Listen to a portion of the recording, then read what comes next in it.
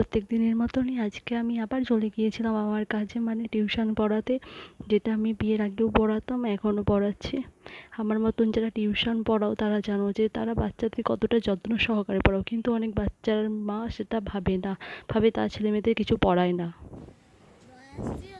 তাদের প্রত্যেকটা খুঁটিয়ে নাটিয়ে আমি পড়াই, প্রত্যেকটা অক্ষর উচ্চারণ সহকারে পড়াই, কিন্তু বাচ্চার মায়েরা ভাবে যে গিয়ে আমি তাদের সাথে গল্প, মানে তারা বসে থাকে, আমি ছুটি দিয়ে দিই, বাড়ি চলে আসি, কিন্তু একদম সেটা না।